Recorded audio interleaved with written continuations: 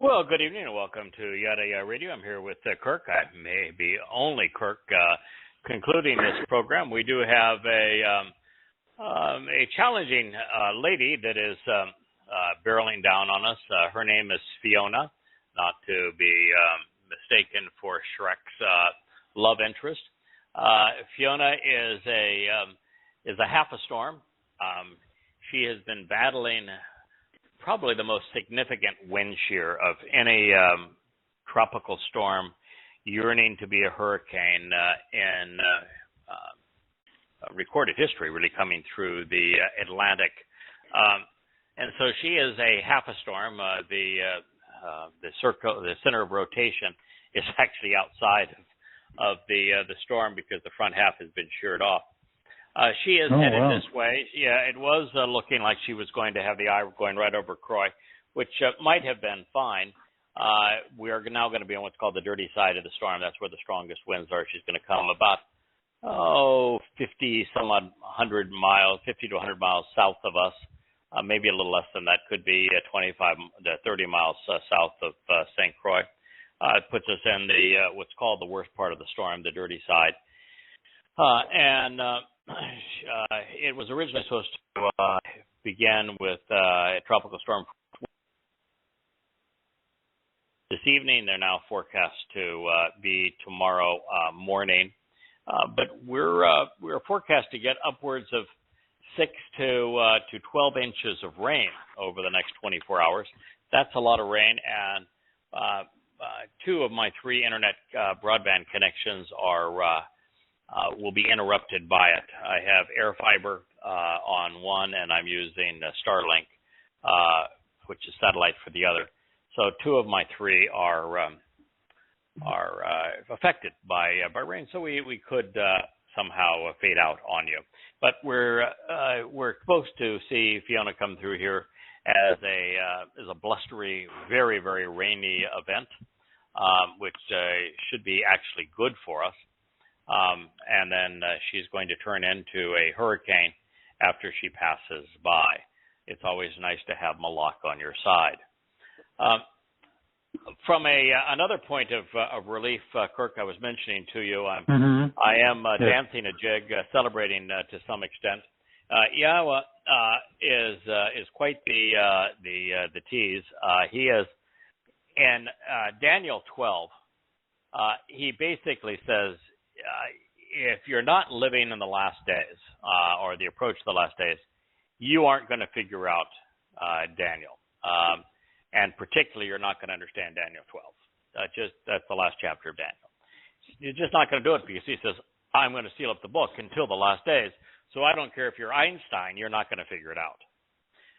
But he says if you're in the last days, and particularly if you're one of the 2 witnesses who he speaks about vociferously in Daniel 12, he says if you're got your wits about you, you're going to figure it out.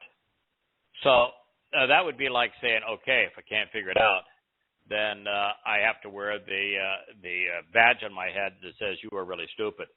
That would be embarrassing. So the good news is that you figured it out. Now I would wager to say the first person ever to figure out both the 1,290 days and the 1,335 days, as well as the times and half a time, which isn't really time and half a time. It's mistranslated in English translations. It's moedim, and a portion of them. So it's 3 full series of 7 moedim plus a partial series of moedim. And then the time from the great abomination. The great abomination is when Satan, through his advocate, demands to be worshipped as God, where it's no longer any pretense. He is the God, and if you don't worship him as God, then it's off with your head. And he will outlaw the feast. It's not like the feast and the sacrifices start again. There's no suggestion that the sacrifices has resumed, as you see in Christian eschatology. It's simply that the regular observation of them is made illegal, and it's very forceful as the hitpael stem, so it's very forcefully done, such that that observing them is literally a manner of eternal life or mortal death. And from that the Satan's coming out party, if you will, to the end of Yisrael's ordeal is 1,290 days. So I figured out when the first day of that was, when the last day of it is, as well as why there's a difference between 1,290 and 1335 at the end of Daniel. So that's very exciting. And so far, so good. I've been able to unravel every one of the statements in Daniel 7 in terms of what all the symbolisms are and who are the horns, both small and large. I've been able to ascertain who the man was that is arriving in white linen. So it's pretty exciting so far to be able to go through this and clearly understand all the pieces. I'm still going through on pins and needles. Well, quite frankly, after doing this for 21 years, you don't want to come across as the dunce. So I am trying my best to do two things. One is not to be presumptive. If I don't know, I want to be able to say I don't know. I don't know. In fact, there were a couple of things in the process, and we'll get to this. This is volume 9 of Yada Yahowah. There is a reference to 3,000 souls that are 3,000. Doesn't call them souls, but there's 3,000 in Yahweh's presence who are as brilliant as stars, as brilliant as the sun, actually. And then 30,000 who are paying attention to him, who are especially judgmental. And so there's the inference that the number of covenant members that will spend eternity with Yah could be that 30,000. He doesn't specify, Daniel doesn't specify who they are or differentiate between the two groups, the 3,000 and the 30,000. But 30,000 would be very similar to the numbers that I have thought would be realistic for Yom Kippurim and the totality of those who will be with Yahweh. It's a very exciting revelation, and it's interesting because Daniel does take all of the heat off of us, because he says, listen, I don't get it. He keeps on asking, could you explain this thing to me? I don't get it. Now, he's a prophet, and he doesn't get it. So that makes us feel a little better if we don't get it. But then Yahweh has to go throw in that needle of saying, okay, I'm going to lock it up for until the end days. So don't even bother. If you're talking about it and you're not approaching the end days, or you're not one of the witnesses, don't even bother, because you're not going to get it. You're just going to make a fool of yourself. But if you are one of the witnesses and you are, intelligent, it's all laid out here for you. Don't be a fool. One of the witnesses. Although we're not that intelligent. Oh, goodness. But so far, so good. You can read. The hardest part of it, which are the numbers there, we've got. Now, there might be something as we go in, because Daniel is the three concentric circles. The same story using different symbols is told 3 different times.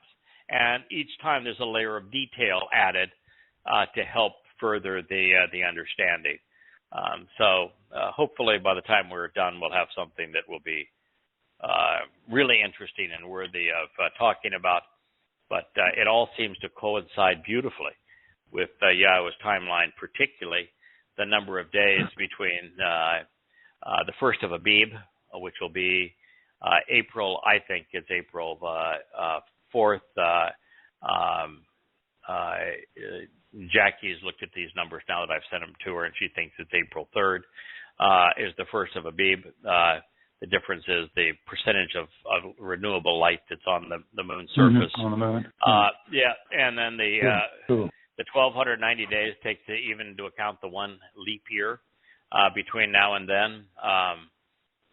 And really? it comes out right at the end of the 8th day of the celebration of Sukkah, or if Jackie's right, on the beginning of Abib, it's the beginning of the 8th day of Sukkah, and it's but exactly 1,290 days. It's just wow. And then there's the 45 days thereafter is described by Dode, who makes an appearance. He's the fellow in white linen. And he speaks of a series of trials, of distinguishing who gets to live with Yahweh forever and who goes off to Sheol. And so the 45 days, the difference between 1290 and 1335, happens to be 5 weeks. 5 is the number of confusion. It's the number of the era of religious and political oppression over Yisra'el.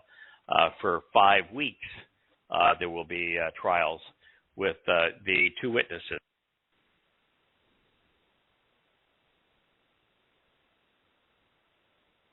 Oh, goodness. We'll pause just a minute and see if we can get back on the line.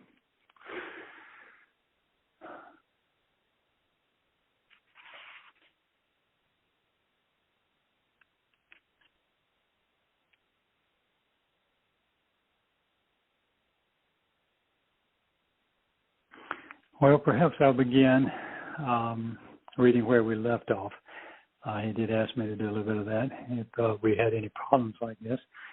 I'm very sorry for that, because I know you'd love to hear I'd love to hear what he was discovering and translating of Daniel this week. But we will start back in Hosha 1:2, and I'll repeat what we had read before the show was closed last week, and then if he can pop back in, we'll pick up there or here, wherever we are at that point. So from Hosha 1:2, at the beginning, in the midst of this widespread pollution and profanity, Yahweh spoke through Hosha, which means he liberates and saves. And Yahweh said to Hosha, "Go and take for yourself a woman who feigns love for money like a prostitute. Impregnate her so that she conceives and bears children who are disloyal whores, pandering themselves around like harlots. This is because those of the land are unfaithful prostitutes, separated and away from Yahweh as a result and in the end. While T'chila is typically rendered in the beginning, it seems inappropriate to ignore its roots and leave reader shortchanged based upon chala, which is the root word. Most of the nouns have a verbal root, and chala is that for this word. We discover that Yahweh is speaking to Hosha about a widespread pollution and pervasive corruption, which are manifest in the popular religions of Israel. Chala addresses that which is common and pervasive, thus profane. Thus, I might add, it is what Goys are famous for. They have become, like everyone else, ordinary rather than set apart, Kodesh. This is important because God seldom speaks out against individual sins about the kinds of things on which the religious tend to fixate. Based upon his testimony, he is annoyed by problems which corrupt the people at large. And as it pertains to being wrong about God, the most pervasive counterproductive influence is religion, followed by politics and conspiracies. Each is capable of spreading virally through human context, such that in the resulting pandemic, the entire society is plagued, which in my way I connect dots, I might mention that is exactly what God called Paul. Shaul was his original name in Hebrew, the plague of death. And as has been the case of Yisrael, most everyone ends up venerating vestiges of man's imagination and dying estranged from the covenant. And speaking of Yahweh, Hosha, like every prophet inspired to speak for God, consistently reveals his name. He is always the same. It is always the same name, and it is found throughout their testimony.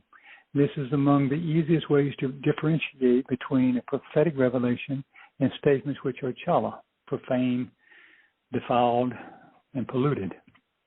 Since Isha is typically translated as wife. In this statement, some clarification is in order. Isha is the feminine variation of ish, masculine individual. Isha speaks of a woman, a female individual of any age, whether single or married, widowed or divorced, a mother or someone who with the potential. Isha is written identically in the Hebrew text as Isha with an E, as opposed to an I, which conveys the feminine and material aspects of God's fierce, fiery light. Therefore, this prostitute could have been exceedingly hot or a real flamer. But that is not the point, since marriage is not defined in the Torah. And it's interesting, if you're from a Christian frame, there is no ceremony. There is no special designation, and there is no vows which distinguish a person as one's husband or wife. The religious ceremony, vows, rings, veils, white dresses, and enduring commitments to exclusivity, never leaving one another, has grown out of a pagan religion and political lore. On the other side of this equation, divorce is, in the Torah, is as simple and straightforward as writing a letter and explaining the reasons for wanting to separate. This is precisely what Yahweh is doing now through Hosha. Even the Torah's perspective on adultery isn't portrayed as it is in Western society. There is no prohibition against having many sexual partners or against premarital sex. Therefore, Yahweh's instructions regarding committing adultery on an ongoing basis isn't about deviating from sexual monogamy, but instead religious infidelity. And it is from this perspective that we can appreciate the intent of the term such as zanuim, with an M, harlots. While it is used to describe the oldest profession, beyond this, the tawdry notion of feigning affection for money is so common among religions, and Yahweh uses it to describe the fallen condition of his people. Rabbis have developed an affinity for getting lavishly paid beyond the highest priced call girls for telling the religions that they are righteous. Their affliction for the faithful is feigned as in the devotion to G-D. They have become expert at making men most estranged from Yahweh feel as if they were the most godly. And as the Father of the covenant established with his children of Yisra'el, Yahweh has had to endure some very unsavory behavior for a long, long time. So now, to encourage empathy among the most unsympathetic of people, God asked his prophet to go find a prostitute. That means that he was off to the nearest religious establishment to find a woman of ill repute, or simply someone as immoral as his people. This union with the religious would result in an unethical and disloyal children, as it has been the case with Yisra'el. Even though the moral compass of Jews was no more misaligned than the Goy, there was a difference. Since non-Israelites have recently become part of the covenant, they were not capable of being unfaithful. They could not break an agreement in which they were not a party.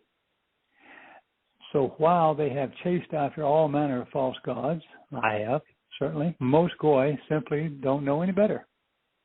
There are so many ways to render a car in the previous statement that we are tasked with choosing the best fit in the context. Therefore, I think Yahweh is chastising his people for being religious right to the bitter end, and thus up to the moment of his return. Most will never learn, making Yom Kippurim reunion a fairly small private affair. These things known, the primary purpose of this exercise is that God wants Israel to witness what it was like to be married to a whore and to raise despicable children who besmirch and abandon their father. Yahweh wants Yehudim to realize that they had done what they had done to him and what they would continue to do.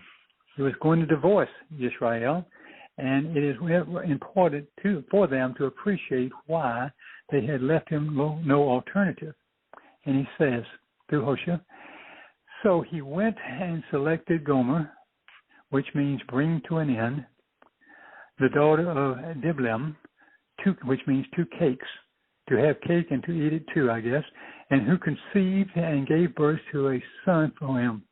Yahweh said to him, call his name Yisra'el. That's Yzral. I scatter God's seed. For in a little while I will reckon with the blood of Yisra'el, I, God, will sow. Upon the house of Yahuwah, I am he that I can begin a temporary intermission in the order of fulfilling the promise associated with the 7 with the kingdom of the house of Yisrael. Sorry, these are a little tricky words for me. And it shall come to be during that time that I will break the obstinacy and stubbornness of Israel in the valley. Yisra'el, I sow the seeds of God. It's interesting about that valley. Gomer's name reveals that God wanted to Gomer bring an end to the obstinate and rebellious nature of his people. In particular, it was a time for Israel to realize that it was all or nothing. They would either be in the covenant or estranged from God and on their own terms left with their own devices. This is to underscore by the realization that they could not have diblim, 2 cakes, a round yeasty cake common among the religious of the region, and matzah. The old adage, you cannot have your cake and eat it too, was born here. That's interesting. I didn't know that. It would be religious or relationship, man or God, deception and death, or truth and life, impoverishment or enrichment. There's your choice. The words which follow depict tragedy and hope, affirming that the contrast apparently is diblium, and yes, Yisrael, God's offspring, the children of Israel, would be scattered, but in doing so, Yahweh was sowing the seeds which would eventually take root, bear fruit, and facilitate their fortuitous return. When the phrase ma'at od, a little while, was spoken by God, it suggested that their time apart would be relatively short from God's perspective, where a day can be compared to 1,000 years. In this case, Yisrael's time away from God would last just shy of 3 days, from circa 850 BCE to 2030 CE. Jezreel was, as God is stating, a bloody mess, necessitating a bold statement. There would be a pequod, accounting of not only what transpired there, but also was preceded by a killing spree. And there was a successful defense of Yisrael by a remarkable woman. In this place, the story of Dod and Shaul is told as in the showdown between Eliah and Baal. Jezreel still shudders in the quake of an exceptional evil king and queen, but also of Deborah fending off the Canaanites, and thus of the salvation and destruction of Yisrael. Based on what we are about to learn about Jezreel, it would be unfair to render the valley's name as a pejorative. It is a compound of Ani, I, Zerah, sow, and seed, and El, Almighty God. These words can be rendered I, God, sow, or I scatter God's seed. Therein, seed can be represented as the seed of understanding, which when properly sown and attended to, would take root, grow, and become fruitful and productive. Or Zerah can represent the offspring of descendants, therefore children. The only potentially negative rendering of any Zerah El would be I scatter God's children.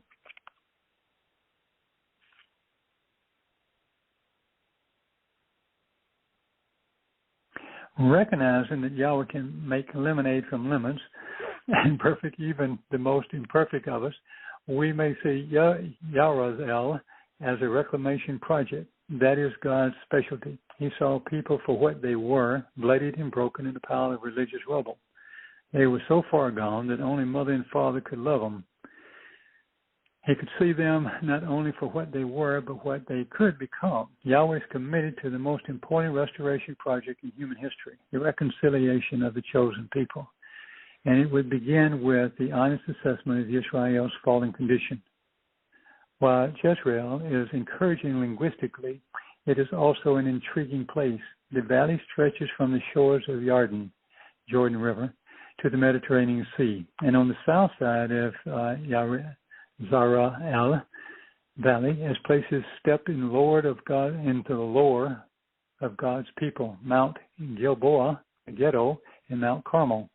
On the north, we find the town of Jezreel and the Canaanite city of Shimron, Endor, and Mount Tabor. Beyond the rich and troubled history of Jezreel Valley, which we will contemplate, we will need to know some of the story of the house of Yahud. I am He is what that means, and it was in reference to what He represents that Yahweh Shabat began a temporary intermission in order to fulfill the promise associated with 7. God, Shabat, initiated a temporary leave of absence, disappearing for a while, saying nothing until fulfilling the vow He honored the oath of the 7th day. Yahweh would do so with Mamlaku Beth Yisra'el, the kingdom and reign of the house of Yisrael. So even in the divorce, there would be no room for replacement theology. God will restore His relationship with His people. Recognizing that Yisrael has become addicted to the inebriating toxicity of religious cults and that it was compromising their judgment and destroying their relationship, God would need to shabar, which is break their addiction, thereby shabar, giving birth to a new expectation which would emerge from the travail. Specifically, God saw His people adhering to their religious devotion as quitheth, obstinate and burdensome. Their backs were bowed, and they were vehemently resistant to change, and unreceptive and mule-headed as anyone has ever been. Even in the midst of the Emirit, which means profound, deeply and mysterious depression, where comprehension was deliberately curtailed by cunning deviants plotting to obscure the message, Yisrael, or God's seed, would nonetheless take root and grow, becoming fruitful and productive. Are you cutting in? Are you there? Hello, Kirk. Can you hear me? Yes. Yes. Oh, okay. So I am sort of back. We're having torrential rains, and my internet guy switched us over to Starlink as opposed to a more reliable source, which is broadband. So Starlink doesn't like heavy rains, and I think that's the problem. So I'm now calling in on a cell phone, which is highly problematic under these circumstances. So yeah, I'm not very optimistic. Okay. But as we proceed with this, we find that God is asking us to conduct what He hopes will be an open and honest appraisal of what Yisrael has become, particularly in conjunction with their history. Yisrael and Yahu are not positive things. The history of Yisrael, the Jezreel Valley, is really bleak. The things that happen there are horrendous. And so God wants us to see Jews as He sees them, not only for how horrible they have been and have become, but how magnificent they will be after He restores them. So He's revealing that He has a plan, that He has made a promise, and that His people will rise from the rubble after a long intermission in advance of the 7th day.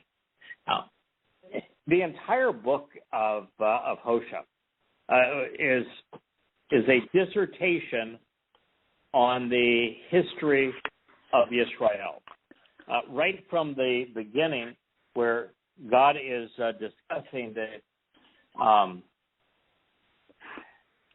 the original covenant relationships and the aches and pains in developing them through Abraham, who clearly was a scallywag, Yitzhak, who we know not an enormous amount about, and Jacob, who the more we know, the more you have to applaud Yahweh for seeing it through.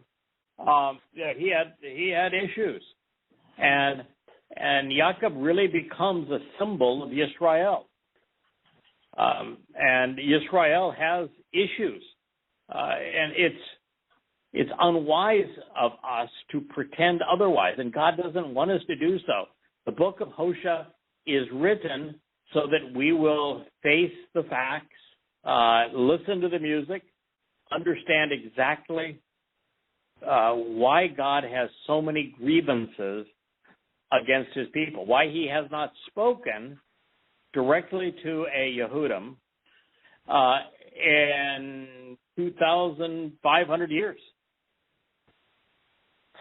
The reason that God had to choose a goy to awaken his people is there weren't any Yehud who would listen to him.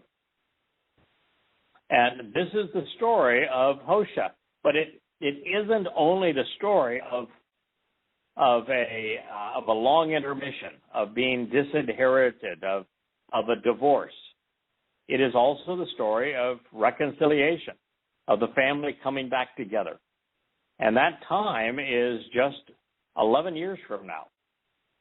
So if you are a Yehud, and we're broadcasting in a very troubled part of the world right now in terms of our social media outreach. It's in the country of Chile that has just elected a new president that all indications are is anti-Semitic.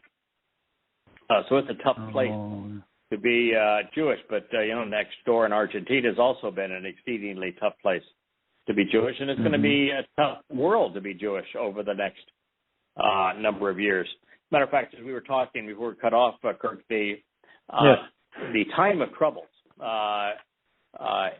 is proclaimed very distinctly in Daniel, and the time of troubles is as I had anticipated. It's 3.5 years. So it begins very close to Pesach in 2030, which is 5997. Yada Yahowah,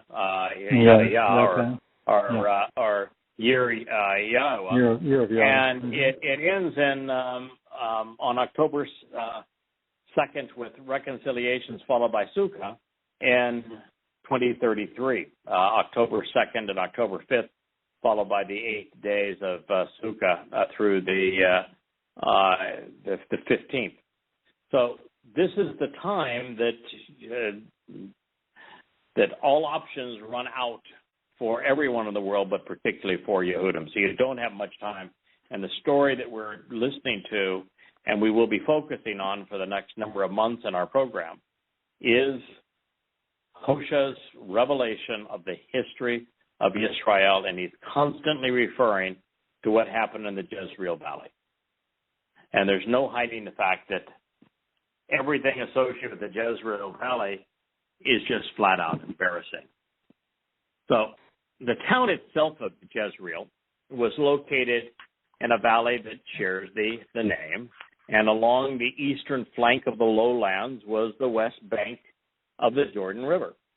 Yarden means to descend, beginning south of the watershed of Galilee. On the northeastern end of the valley is Mount Tabor, and to the south, Mount Gilboa. On the west, the valley extends all the way into Megiddo, where we found Mount Carmel.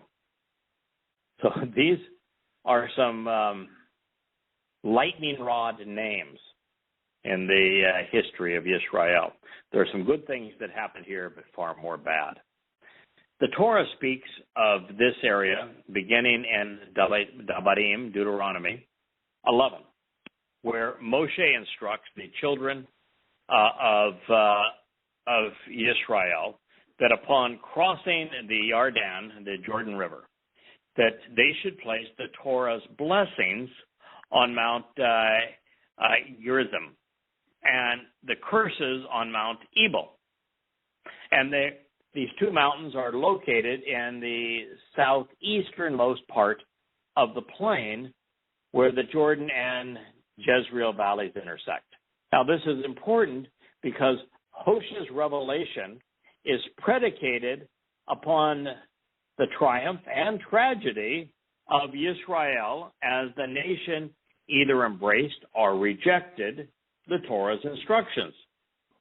So it is a very important place because this is the place where we had the affirmations of the blessings and the cursings.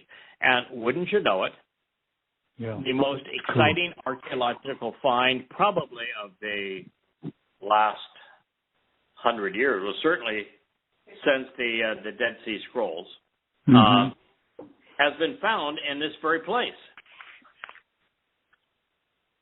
Also, just verifying the Torah's authenticity. That's where we find this lead tablet that speaks of the curses found exactly where they were spoken, using Yahweh's name, using this original pictographic alphabet dating to this exact same period.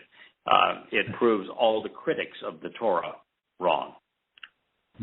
Now, it is in Yisra'el, or Yisra'el. It's spelled very similarly to Yisrael, but it's Yzrael, Jezreel, that we witness Deborah. Deborah is a go-getter, man. She is both a shafat, a judge, and she's a nabi, a prophet. And this woman, here, I am woman, hear me roar.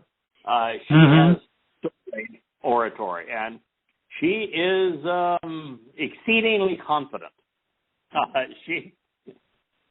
I guess you would call Deborah an acquired taste. But she is trying to rally Yisra'el in this very place, and it's against the attacking Canaanites on Mount Tabor. And she would summon Barak, asking him to gather an army from the Naphtali and Zebulun to rendezvous at Tabor to defeat Sisera. He was the commander of the Canaanites, and he was a bad boy. This you'd find in Judges, Shaphat 4 and 5. So the story then of Gideon also takes place in the Jezreel Valley. And it is an enact at the foot of Mount Gilboa that we are provided with a window into the character of a very adolescent Yisrael. That's in Judges 6 through 8. King Shaul, the people's improper choice to govern them, consulted with the witch of Endor, which does not sound like a promising idea, in the Jezreel Valley. He was defeated on Mount Gilboa by the Philistines, where he committed suicide. That's not a sterling endorsement for the Jezreel Valley either.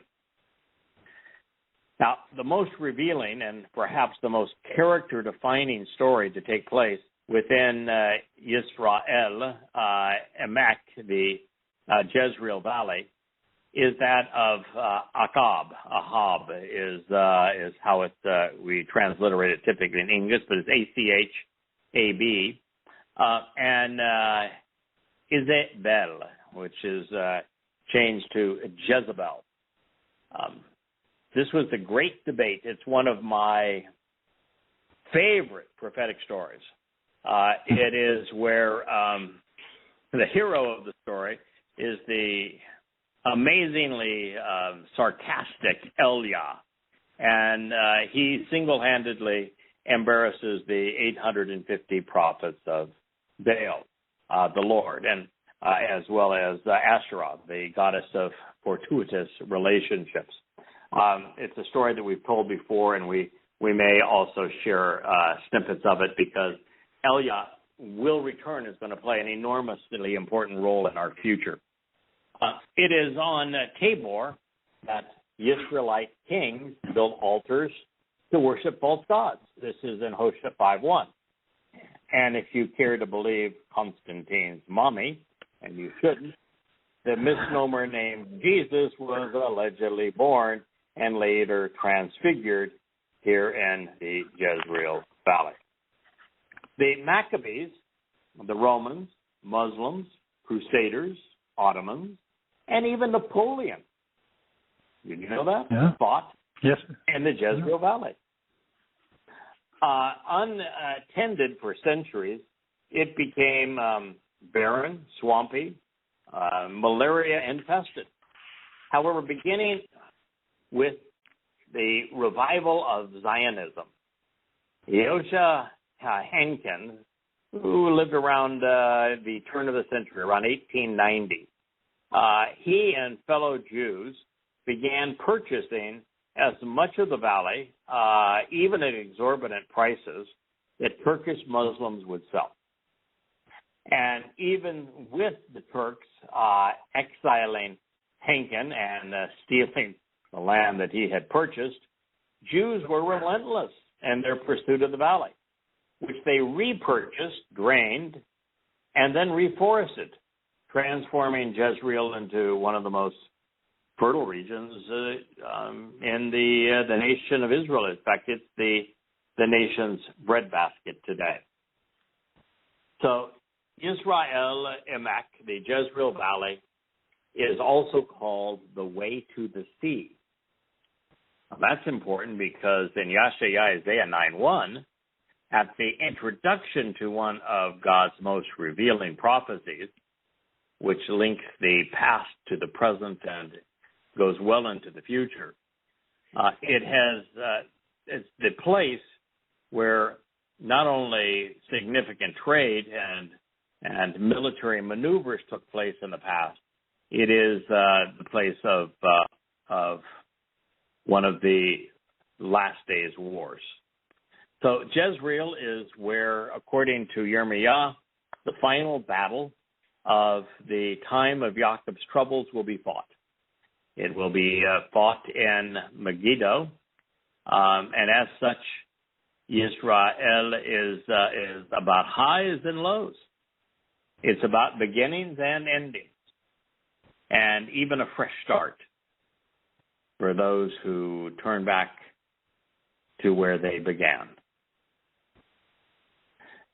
So there's going to be numerous references in Hosha to the Jezreel Valley because Yahweh wants Israelites to look in the mirror, to have an appreciation of what they have done, and then the desire, the motivation, the conviction to change. So the story of the Jezreel Valley is Israel's story. And since it serves as the starting point for Hosha's prophecy, the ensuing divorce and the long intermission, I think it's appropriate that we review some of the major events which transpired in this place, beginning with Moshe and Devarim 11. His words lead us right to the gateway into this valley, and they coincide with the Israelites as they entered the Promised Land. So these are exceptionally important instructions. These are essentially the instructions that were given to Yisra'el as they were first granted access to the Promised Land. And we're going to listen to Moshe speak of what would occur commencing at the beginning of what is an exceedingly insightful speech. All right. So I'm assuming we're still communicating and broadcasting, even if it is by cell phone. Okay. So here we go. This is Moshe speaking.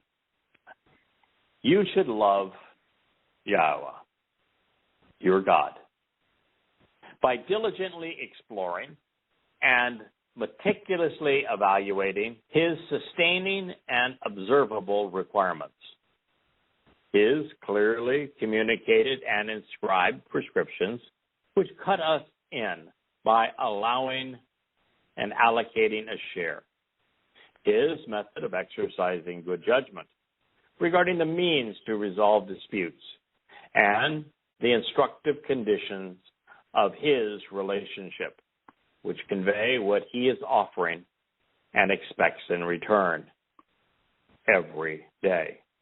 Devarim 11:1. Isn't that interesting? We've all had love interest in our lives. I've never had a love interest say, you should demonstrate your love for me by diligently exploring and meticulously evaluating my requirements, my clearly communicated prescriptions for living, my method for exercising good judgment and resolving disputes, and the instructive conditions of our relationship agreement. That is not what you would expect. Hey, pillow talk. But look at the words. Look at the words. How about that? Yes. Since Yahowah has inspired Moshe to say this is how he wants love demonstrated to him, we would be foolish to say that we demonstrate our love for God by making large donations. We'd be foolish to say that we demonstrate our love for God by expressing our faith. We'd be foolish to say that we demonstrate our love for God by bowing down, correct, by prayer, by any religious act. God is saying, if you love me, this is how I want you to demonstrate your love. Listen to what I have to say. Explore it. Meticulously evaluate the requirements that I've laid out for us to be together. And there are requirements. It's God's home. If you want to be part of his covenant, there are 5 requirements. His clearly communicated and inscribed, written prescriptions which cut us into this relationship. His chukah. His method of exercising good judgment, misvat. And the instructive conditions of the covenant relationship, the mitzvah, doing so every day. So the means to love Yahowah is to know Yahowah. And the means to know Yahowah is to listen to what he has to say. What a great concept. What a great concept, yes. It's those it's are the opposite first words of I religion. learned to translate, too. Yeah, those are the first words I learned to translate. I want you to know. Yeah, I'm not asking you to believe. I want you to know. And if you know me, you're expressing hopefully your love your love for me. Yeah. I don't think there's any way to know Yahowah without loving him. But you can't love him without knowing him. So it goes on to say, this is Moshe speaking now. This is the most extraordinary man who ever lived. Come to realize and acknowledge this day that your descendants will not be knowledgeable because they will not have witnessed or experienced the instructions and warnings, the attempts at educating and correcting which have been offered by Yahowah, your God. His magnificence, his resolute and unyielding influence among his empowering and uncompromising hand, especially the outreach of his Yisra'el, his strong arm protecting the flock while sowing the seeds which take root and grow. Even his signs, his examples, illustrations, and banners explaining how to consent to the agreement pertaining to the work he accomplished and the things he has prepared, engaging in and acting upon for the benefit of the relationship within the midst of the crucibles of political and religious oppression and before Pharaoh, the ruler of the cauldrons of persecution and subjugation, as well as to his entire country. And what he did to the overall strength, wealth, influence, and troops of Mitzrayim, where he caused the waters of the Red Sea to flow over them as they pursued after you, to overwhelm and persecute you, as Yahowah reduced their strength even to this day, continuing to benefit from the relationship by what he did for you in the wilderness, right up until you came to this place. Now, Kurt, I like run-on sentences.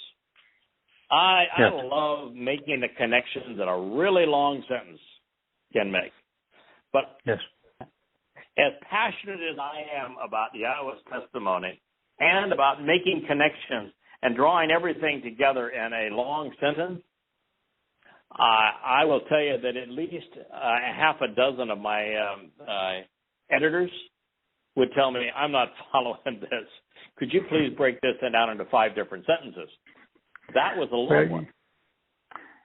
Well, yeah, but you look at the words and you can kind of get it as you go. It's like the previous one, even though it wasn't as long as this one. You know what the mitzvah, the shakwa, and all that is, and so you follow it. It's because all those words mean that much. It's probably why it lists along in English, more so than the other. Moshe had a much longer attention span than we have today. There were no other distractions around at the time. These people knew all of these things, so there wasn't anything here that was unknown to them. And yet what he was saying is, you have experienced all of this. You've seen it all. And yet you don't get it. That's the sad part. How is it that you have witnessed all of this? You've benefited from all of this. You've lived through all of that God has done for you. And yet you're just dunderheads about it. How is it possible? How can there be a religion of Judaism when Yahweh says 1 billion times, don't be religious? I'm sorry. When Yahweh says there's nothing more important than my name, and if you negate the value of my name, I will never save you, is the religion of the Jews based upon the negation of his name? Mm-hmm. How is this possible? And so Moshe is very passionately saying, you've seen all of this. You've experienced all of this. All of this was done for you. And yet it's as if you were on vacation someplace and you missed it all. You were so busy grumbling, so busy pining for the bad old days that none of this registered with you. And that as a result, you're going to continue to make fools of yourself. So it is a long sentence. I'll read it one more time just to see if we can follow the flow of it. But Moshe is saying, I did a lot for you in a lot of different ways, and yet after all of this, you still don't get it. And that's really the story of Hosha. God performed, his people did not. Come to realize and acknowledge this day that your descendants will not be knowledgeable. They're going to be dunderheads. Mm-hmm. Because they will not have witnessed or experienced the instructions and warnings, the attempts at educating and correcting, which have been offered by Yahweh, your God. They will not have witnessed his magnificence, his resolute and unyielding influence, along with his empowering and uncompromising hand. They will not have experienced his outreach, especially that of his Yisra'el, his strong arm, protecting the flock while sowing the seeds, which will take root and grow. Matter of fact, he would have Yahowah write before this introduction to the Passover lamb. And there isn't a religious Jew on earth, nor a political Jew on earth, nor any Jew outside of our family that is raised the covenant that knows what a Yisra'el is, much less that they're for him. Clueless to what a Yisra'el is, and they're clueless as to the identity of the Passover lamb, who is Hosha, and that's why Yahowah 54, 53, 54, where we're talking about the Passover lamb, actually says, who is it that has shared with you the identity of the Yisra'el? You may want to listen to him share with you the identity of the Pesach El. Goes on to say, as we go from Marim 11 to 1 to 11:2, even his signs, the examples, the illustrations, the banners, explaining how to consent to the agreement, they won't understand. They won't understand the work that Yahweh accomplished and the things he prepared for you. They won't see how he engaged in and acted upon these things for the benefit of the relationship, having done so in the midst of the crucible of political and religious oppression. They won't have known what he did before Pharaoh, the ruler of Mitzrayim, as well as what he ended up doing to his entire country. They will not have understood, they would not have seen, they will not even care about what he did to the overall strength, to the wealth, to the influence, to the troops of Mitzrayim. Have no appreciation for how he caused the waters of the Red Sea to flow over them as they pursued you to overwhelm and persecute you. Yahweh has reduced their strength, and even to this day, continue to benefit from what he did. Go ahead, Kirk. No, I was just thinking how interesting it is that he says even to this day. So think about Egypt today. Never was a power in the world to speak of. He got conquered by Rome, everybody. Just the same. They were, Greeks, you name them. They just never came back. Yep. So and for him to say that long ago, and it's true today. Yeah, what's so amazing here is that he's saying this now before even his long view of history, where he talks about the beast and how Babylon is the birthplace of the beast, and it morphs into Persia, which then transcends into Greece, which then metastasizes into Imperial Rome, which then evolves into the Roman Catholic Church. And what country is missing from all of that? Egypt's not even part. That's right. It's the conquered. Yeah. Every time. Yeah, it was brought to its knees, ceasing to be a factor.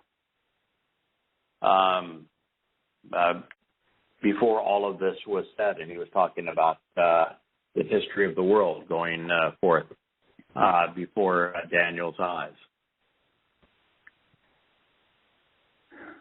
So it picks up again in 11:6.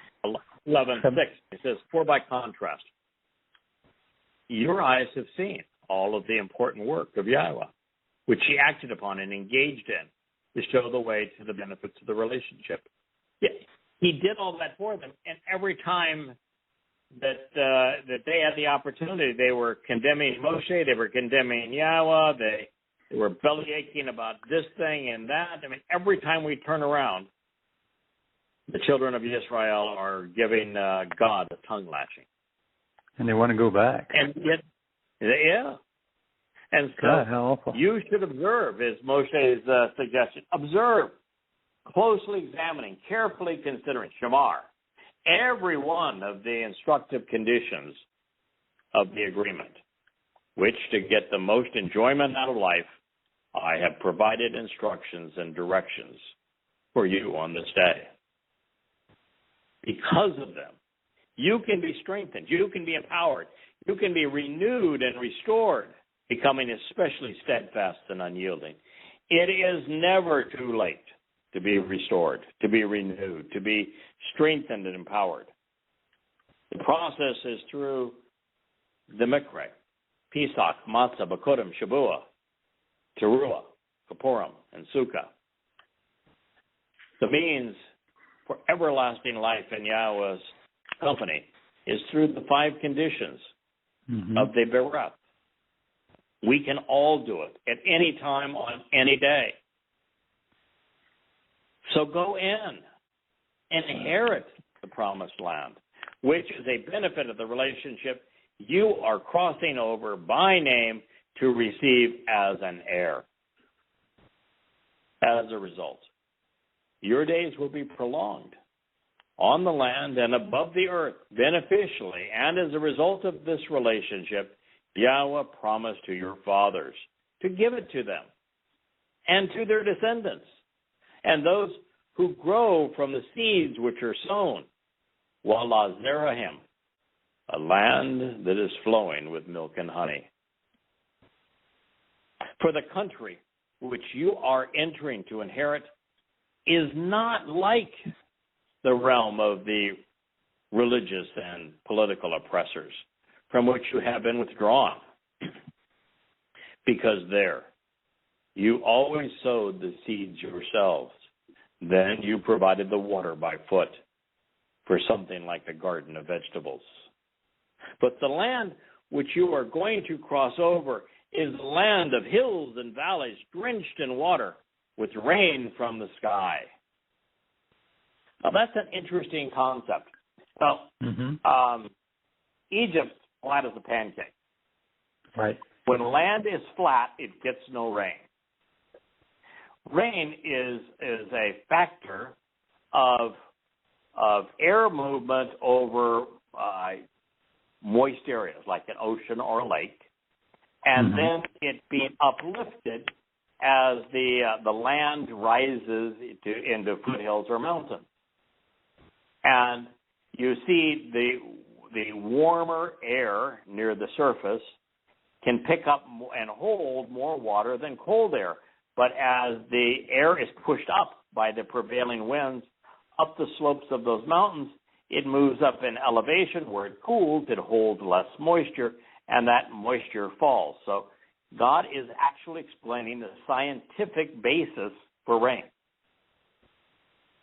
That's how you get regular rain, is with a terrain change, particularly as the prevailing winds come off large bodies of water and then rise. I know a place like that. It's called Yisra'el, where the mountains run right up the spine of the country, the perfect place to see to it that they will drop the rain. And what happens on the other side? Well, not so much, huh? No. You get drought. So God is explaining that this place is going to be different. In Egypt, all you had was the Nile. If the Nile flooded, you got some good soil, you got some water. If the Nile didn't, you starved. And so it's an entirely different place that he was taking them to. And he wanted them to have an appreciation of how the gardens would grow here and grow naturally. But the land which you're going to cross over is a land of hills and valleys drenched in water with rain from the sky. And that is because it is a land Yahweh, your God, cares about and attends to. The only place on earth that Yahweh cares about and attends to.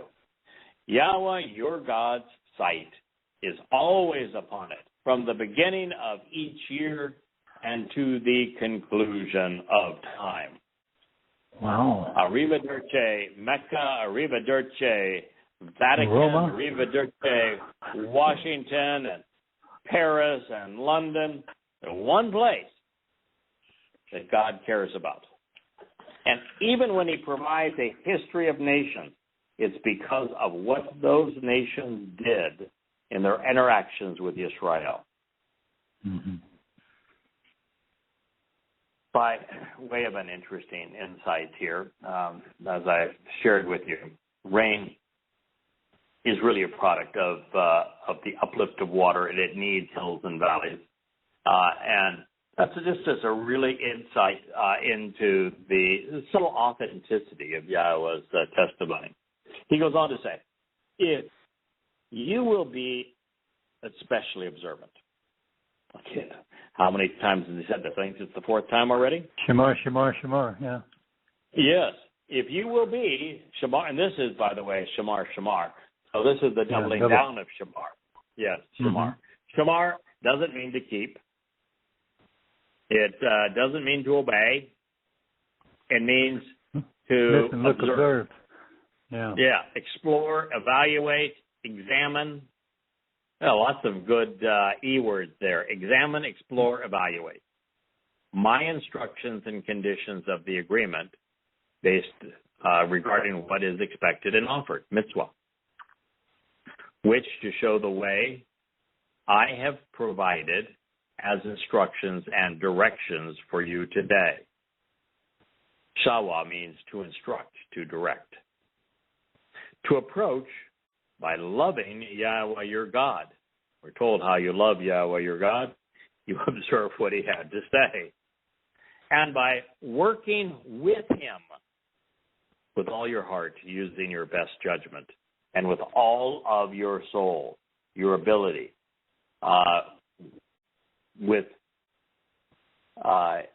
being observant and responsive.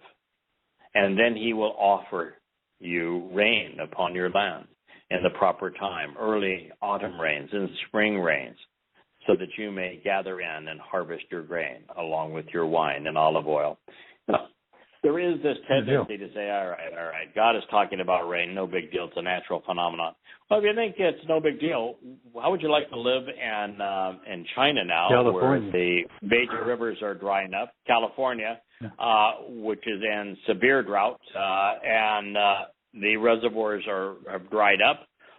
Most of Europe is in a severe drought situation. You see the major rivers of Europe, and there's just no water in them. There's, nothing. The major rivers are dry.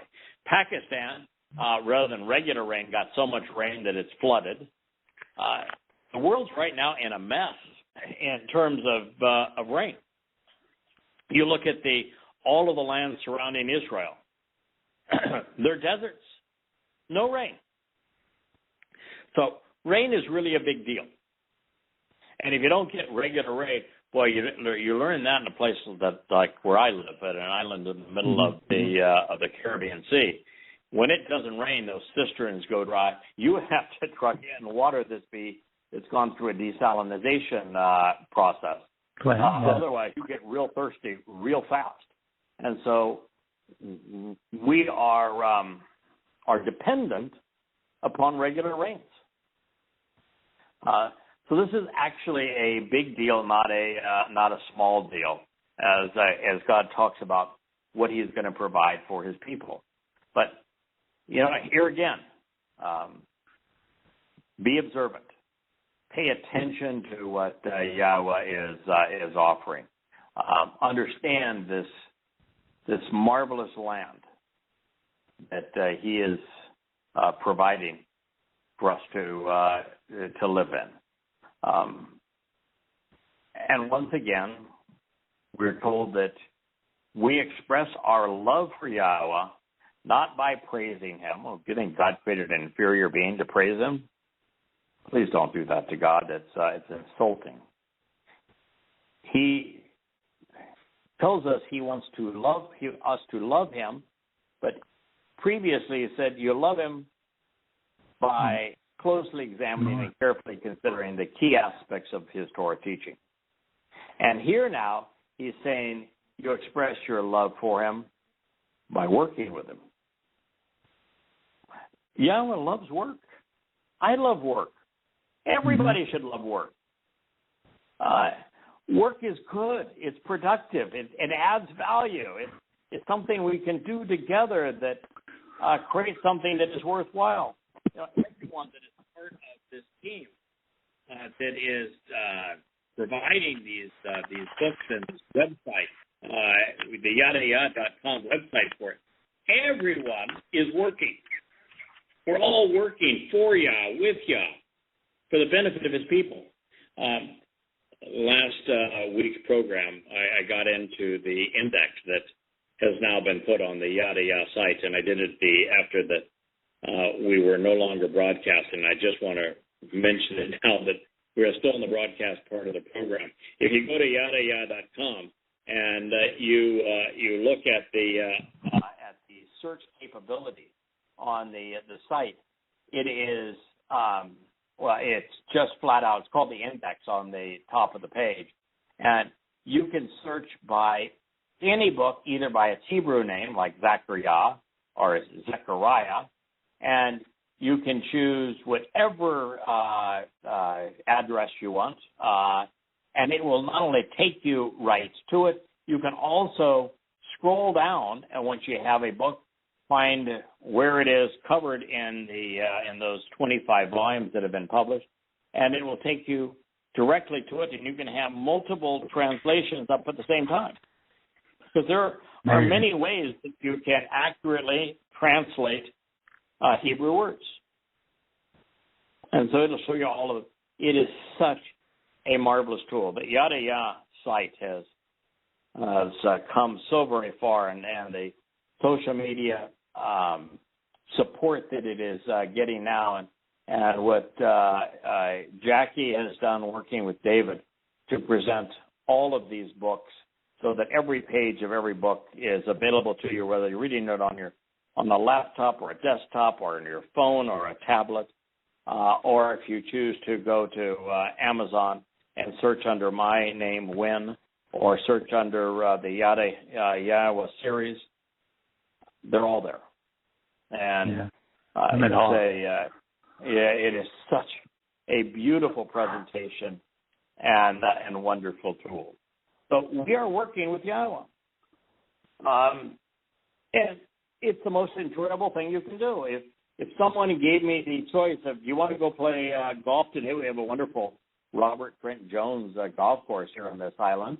You want to go scuba diving? We've got wonderful coral reefs here on this island. Or do you want to translate the 12th chapter of Daniel and see if you can figure it out? I'm going with the 12th chapter of Daniel. Yeah. Working with Yahowah is exceedingly rewarding. It's very fun, and it pays dividends. And they're not even taxable. So, special bonus. But it is nice that we demonstrate our love for Yahowah by working with him, and doing so using our best judgment with all of our soul, which is our ability to observe and respond, the best of our attitude. And when we do that, he rewards us.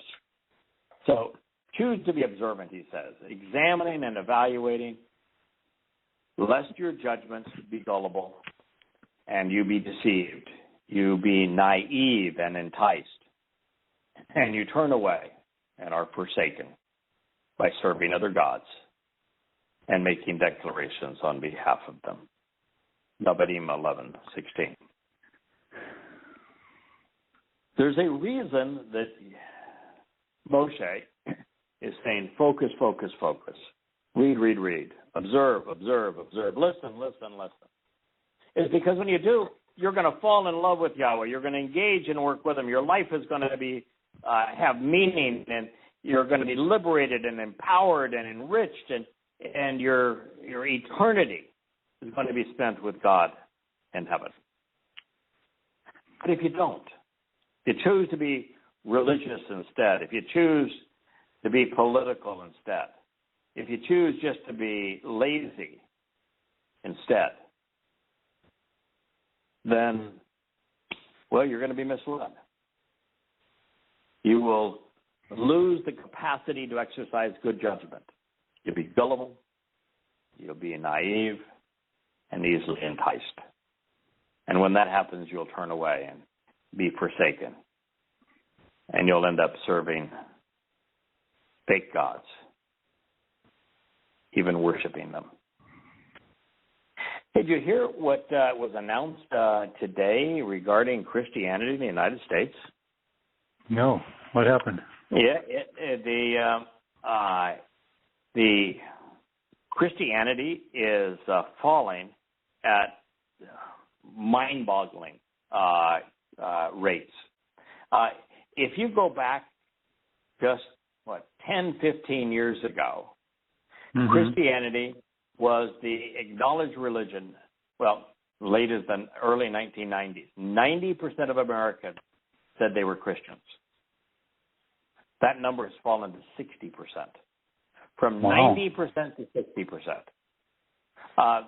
The number of Americans who said they're unaffiliated, they're not religious, doubled from 16% to almost 30%. That's amazing. That's a shift.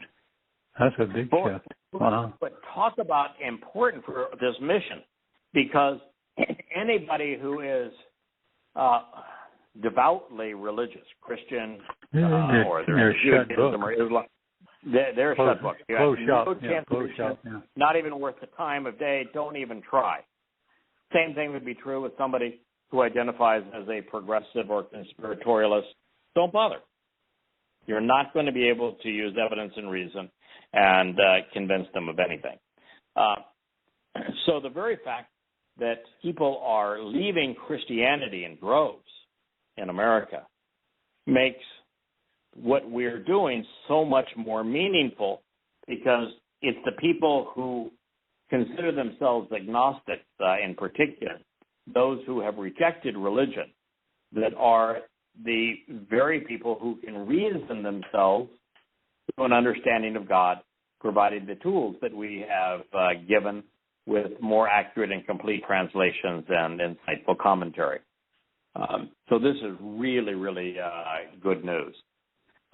Unfortunately, in Israel, it's just not the case. In Israel, there's this enormous battle where you have about 40% of the people either overtly religious to the point that their lives are worthless, or overwhelmingly political, both on the right and the left, such that they're totally reliant on and believe in their favorite politician. Matter of fact, something really tragic happened in Israel just a couple of days ago. Benjamin Netanyahu, whose only path to power is to bribe the Haredim. He is not an ultra-Orthodox Jew, but his only path to power in the parliamentary system is to bribe the Haredim to vote him into power. And the way that he does that is to force all Israelites to fund them. So he announced this week that if he is reelected, he will guarantee that the Haredim, the ultra-Orthodox schools, are funded. Now, he said this the day after the New York Times released a report on Haredim Orthodox schools in the United States. The state of New York, for example, provides $1 billion to these schools. And when they gave the basic math test, the required test of all students, not a single Haredim student, not one, could pass it. When they gave the grade level test, not a single student could pass any of them. They actually forbid teaching the students how to read English. They forbid classes in math. The only thing you can do is to spend all day listening to and reading what the rabbis wrote in Yiddish. Absolute, total, and complete destruction of a human life. Putting every Haredim child in an intellectual ghetto. And that's what Netanyahu would have Israel do. So this is a really serious problem where the people have become gullible and deceived, naive, and easily enticed because they aren't listening to God. They aren't listening to Yahowah. They're listening to these goddamn rabbis instead, who are misleading them, who are feasting on them, who are making merchandise of them. Then Dabarim, which means words, the 11th chapter, the 17th statement goes on to say, then Yahowah, animosity will be kindled. So if you are part of Yahowah's family, you're a Yisraelite, a Yahud, and you've chosen to be unobservant. You've chosen to prioritize man's words, like the Talmud, over his Torah. And you're listening to men yabber as opposed to listening to what God has to say, then Yahowah, animosity is kindled towards you. He is frustrated by you. He will turn against you. He even says, I'll restrain the atmosphere so that there'll be no rain. And the earth will not be productive. Then you will hasten your own demise. and you will be abruptly led away from upon this good and beneficial land, this beautiful and pleasing realm, which as a benefit of the relationship Yahweh is offering to you. Therefore, you should place these words of mine upon your heart, influencing your judgment, and before your soul, such that your consciousness is observant and responsive. You should tie that which is associated with them as a sign that you agree, as an illustrative illustration of your consent, doing so symbolically over your hand, influencing what you can achieve. They can be as symbolic signs coming full circle between your eyes to encourage understanding through thoughtful comparisons. You should teach them to your children, speaking with them while living in your home, when you're walking along the way, even when you lie down and rest, as well as when you rise. He's not telling you to read your Talmud. He's not telling you to read your New Testament. He's not telling you to read the Quran. He's telling you to listen to what he had to say, what he had to say. That's what Moshe had to say. You find the words of Moshe in the Torah, not in the Talmud. Even if religious Jews would tell you that their Talmud is Torah, that's an outright lie. It is not. Listen to the words that Moshe conveyed on behalf of Yahweh. Teach those words to your children. Don't teach them the ridiculousness of rabbis. Teach them what Moshe had to say. Speak with them in your home, when you're walking with them, when you lie down. Recognize that these are symbols. These words symbolize the nature of God and the relationship he wants to achieve with you. And let those symbols influence your perspective and understanding, the things that you do. Don't be stupid and put a box with a snippet on the back of your hand or on your arm or between your eyes so that you look like a damn fool. That's not what he's talking about here.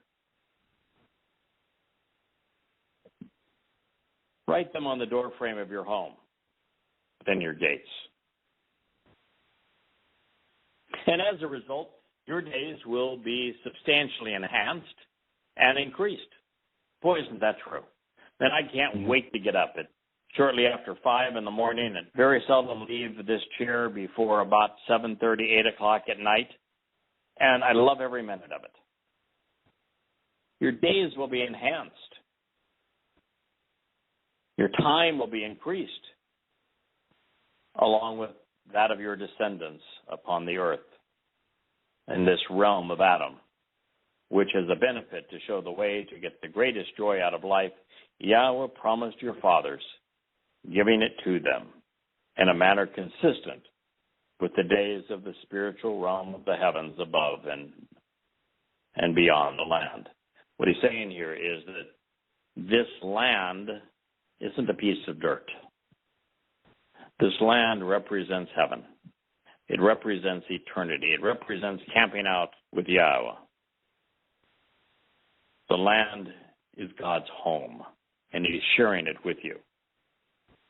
And long after this material world no longer exists, the promised land will continue to be Yahweh's home, where we get to live with him forevermore.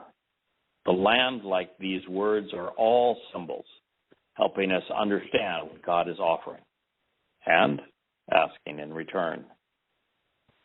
Because if you closely examine and carefully consider everything associated with the instructive conditions of the agreement, which I have provided as directions for you to act upon and engage on, approaching in love with Yahweh your God, walking in all of his ways while clinging to him, closely associated with him, then Yahweh will drive out all of these people from different races from your presence.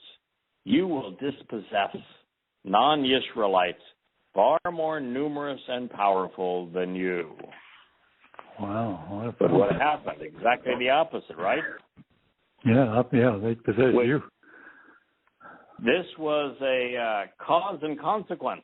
You do this, I'll do that. You don't do this, well, I won't do that. You're on your own, yeah. You're on your own. And so what happened? Well, the Egyptians booted them out, and the Hittites booted them out, and the Canaanites fought with them, and they lost so many battles to the Philistines, and well, then here come the Greeks, and after the Greeks came the Assyrians first, and then the Babylonians, and then the Greeks, and then the Romans, and then the Muslims, on and on and on, constantly booted out. And so God is saying, if you want me to protect you and rid this land of those who would drive you out, listen to what I have to say. Rather than the halakha thinking that it's Jewish law made up by the rabbis, walk with me. Don't cling to some rabbi and their ridiculous celebrations. Cling to me. Hold my hand. Pay attention to the directions that I have provided. Listen to the instructive conditions of the covenant. And this land will be yours without interference.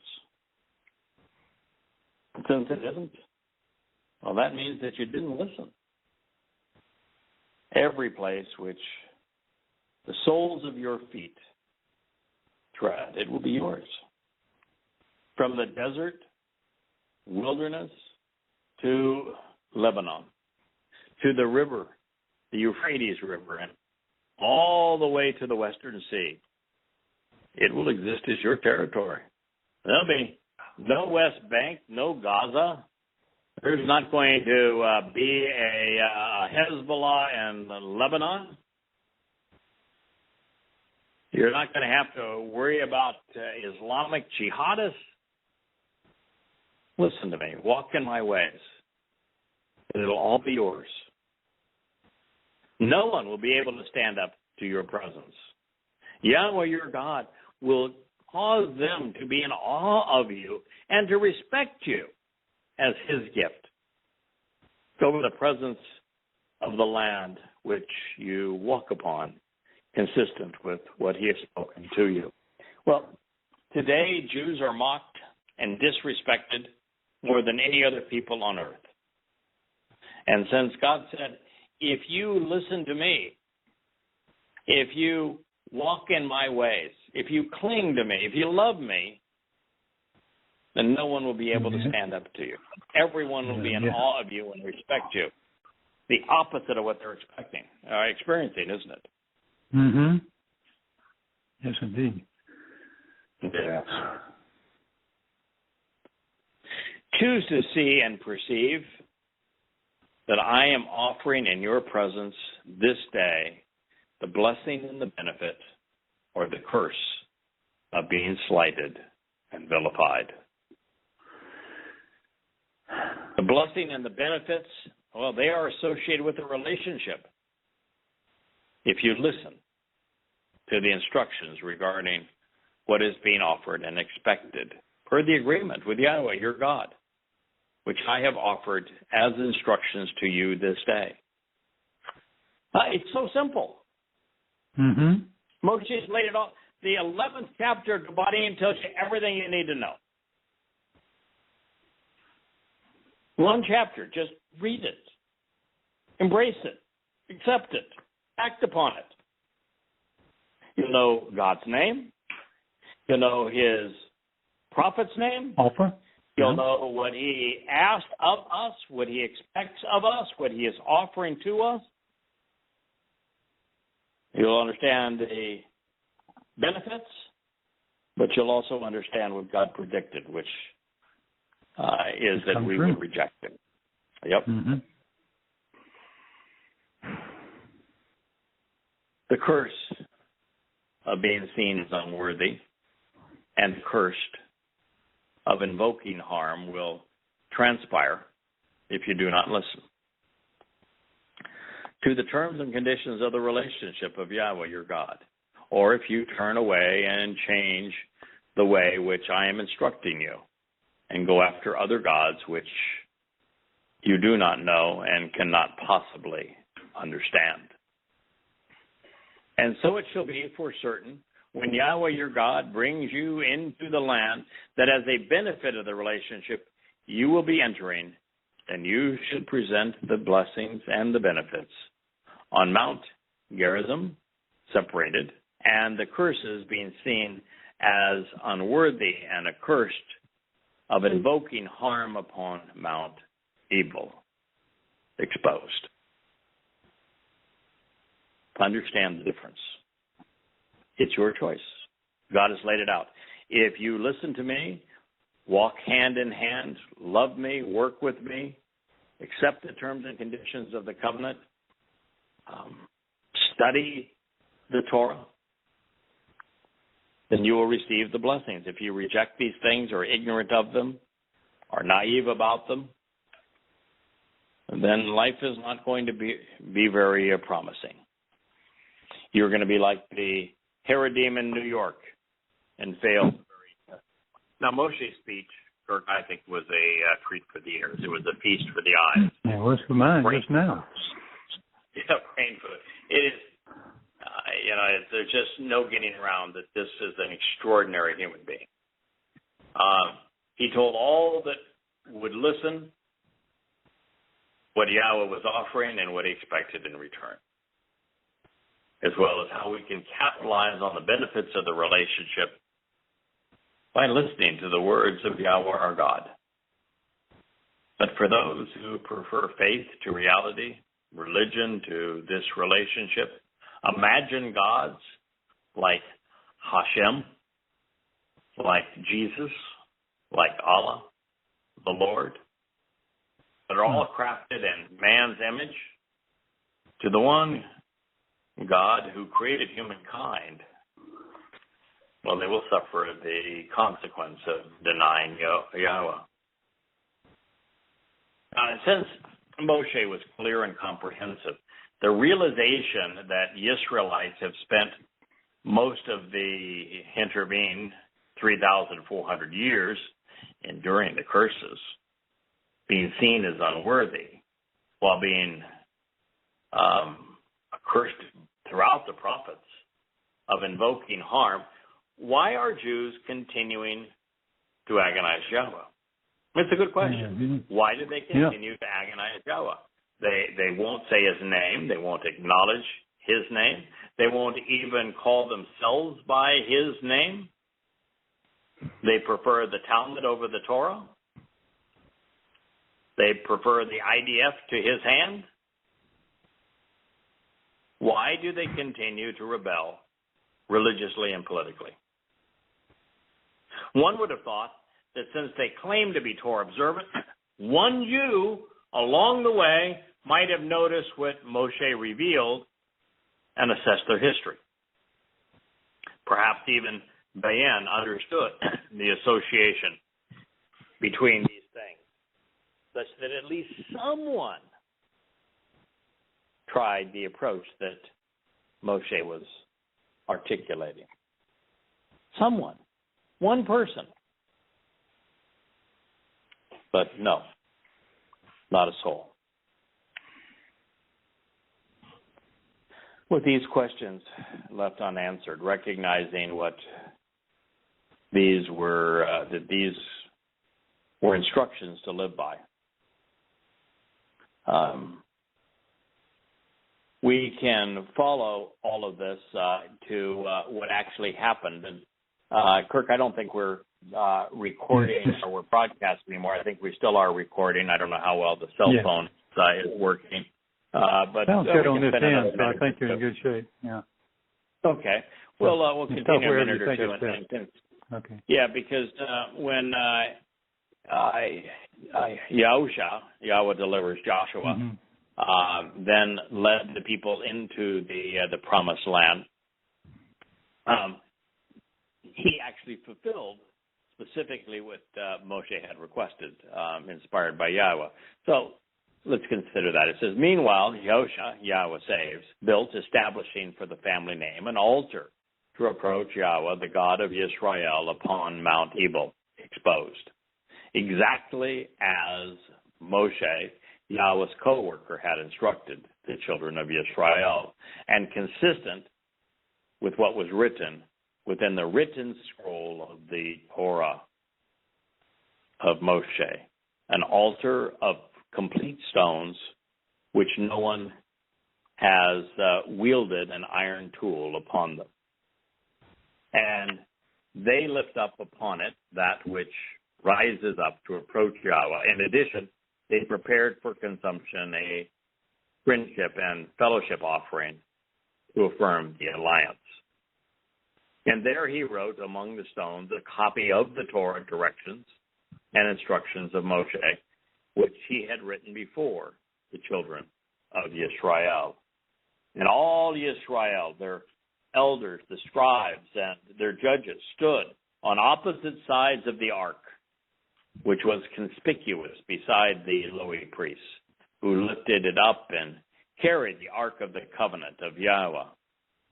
Similarly, the foreigners who were traveling with them, as well as the native born, assembled with half of them toward the foreground of Mount Gerizim, separated, and half of them towards the foreground on Mount Ebal, exposed, just as Moshe, the co-worker of Yahweh, instructed, to bless for the benefit of the family, the people of Yisrael, from the beginning.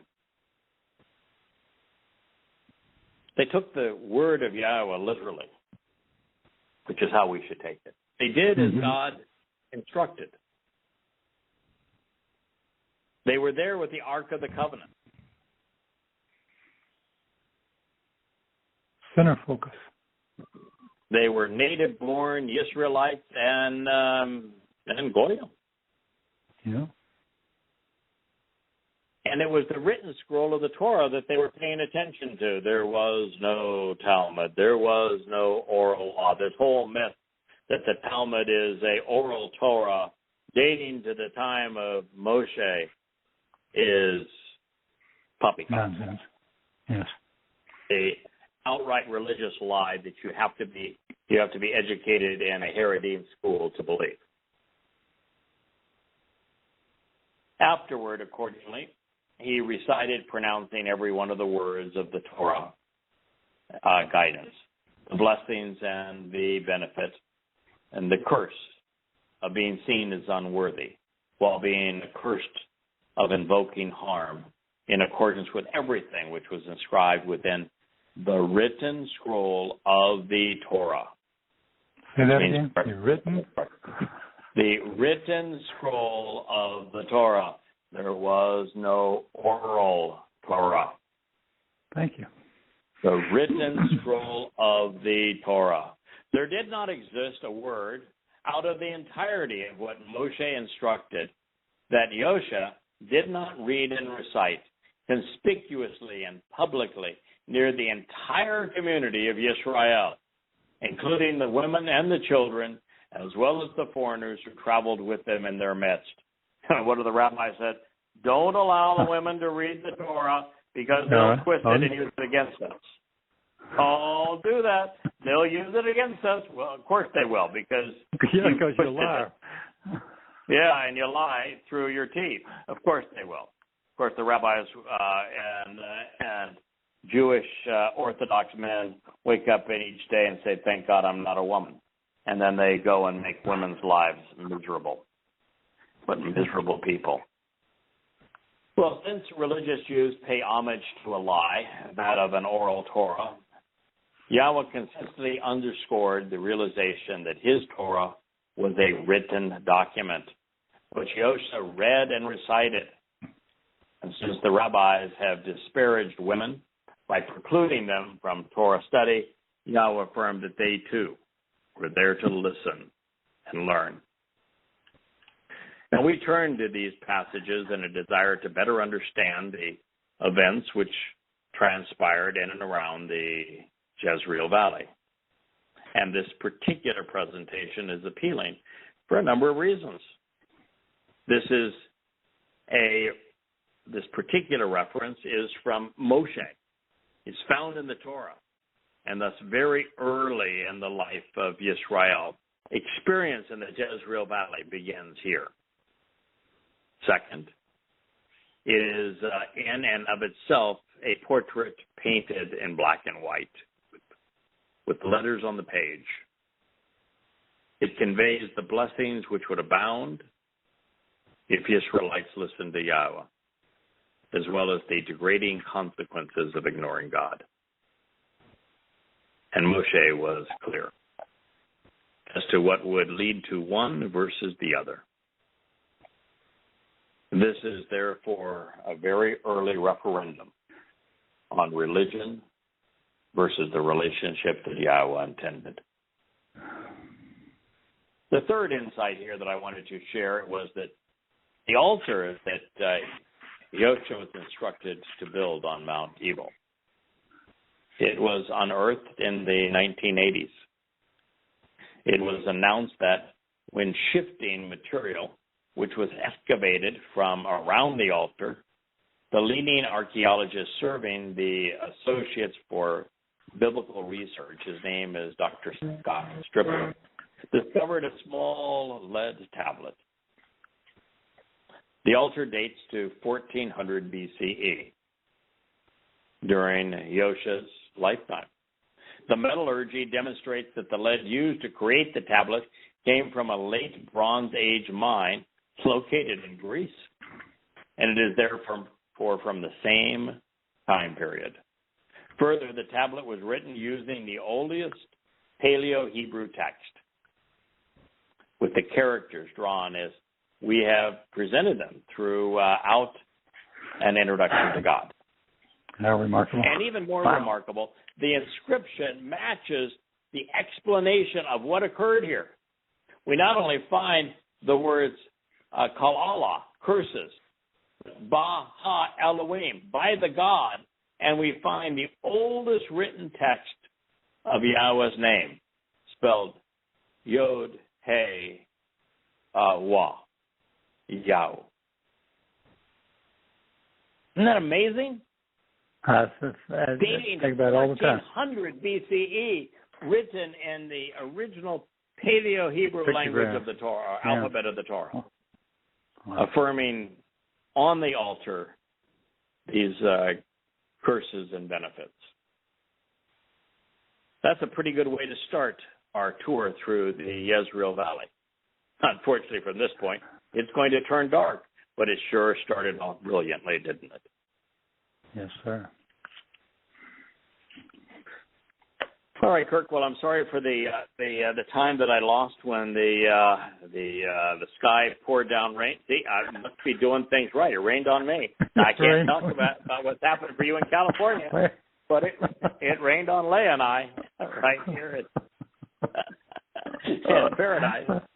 Thanks, Joe. It's going to pour down the next day or two. We're supposed to get a foot of rain. That's a lot of rain over the next couple of days.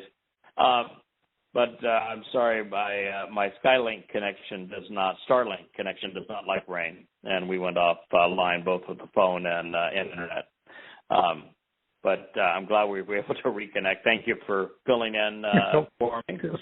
And we look forward to being with you this time next week, particularly as we approach the celebration that is really among the most important to us, which is Towrah. Our lives revolve around Towrah. We're a living embodiment of Towrah on behalf of Yahweh's intent to awaken His people, so that many will choose to come home and be reconciled with Yahweh on Kippurim. So happy Shabbat. Happy as we approach celebration of Yom Teruah. Please do not be fooled by Rosh Hashanah. That's a Babylonian head of the year. Yahweh's New Year starts in Abib, not in the 7th month of the year. That is a religious and Babylonian celebration like your Babylonian Talmud. Don't do that. Understand the purpose of Teruah to warn Yisraelites that you have very little time left and to celebrate the message that Yahweh has provided to return home. Well, happy Shabuah, Teruah, happy Shabbat. We look forward to being with you all next week, and we're looking forward to a good cleansing rain here in the Virgin Islands, and I wish for the same for all of you, wherever you may be listening around the world. May God bless. Thank you. Shalom, shalom. Good night.